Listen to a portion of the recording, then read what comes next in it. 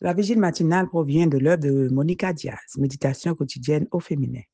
La méditation de ce matin, aujourd'hui, 2 septembre 2024, est tirée de Philippiens 2, versets 7 et 8. Après s'être trouvé dans la situation d'un homme, il s'est humilié lui-même en devenant obéissant jusqu'à la mort sur la croix. Humilité comme mode de vie, page 254. Parfois, nous voyons la réaction d'une personne dans une situation particulière et nous pensons, comment est-elle humble?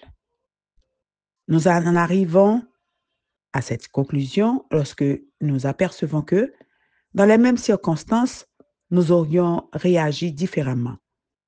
Nous parlons, dans tous les cas, d'humilité situationnelle. Même la personne la plus orgueilleuse et narcissique peut avoir des comportements, des moments ou des états d'humilité pour des raisons aussi sournoises que de faire croire qu'elle est humble.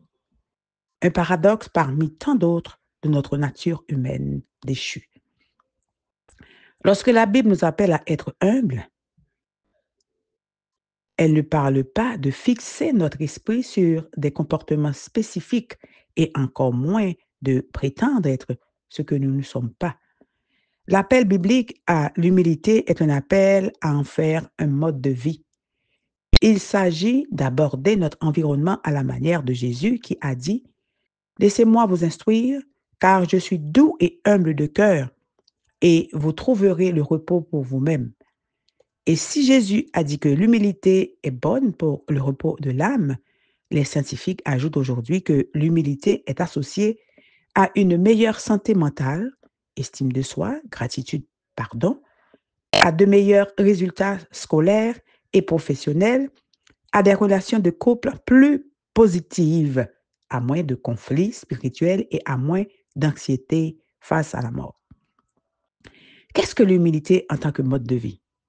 Selon l'auteur et professeur de psychologie, John Tannier, elle se compose essentiellement de 6 attitudes permanentes. Premièrement, se voir d'une façon équilibrée. Nous ne sommes pas la chose la plus importante, mais nous ne sommes pas non plus sans valeur.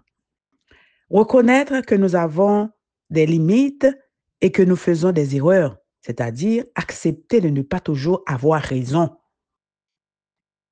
Être des personnes réceptives aux enseignements, avec l'esprit ouvert à la possibilité d'apprendre afin de changer, progresser et grandir. Mettre en perspective nos réalisations et nos capacités. Pour les chrétiens, la perspective est claire. Nos dons viennent du Seigneur qui les distribue selon sa volonté et selon ses desseins de salut. Ne pas trop se focaliser sur soi-même. Prendre le point de vue des autres en considération.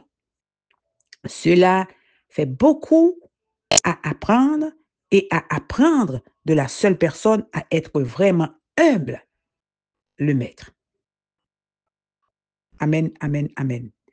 L'humilité comme mode de vie, que Dieu vous bénisse. Bonne journée.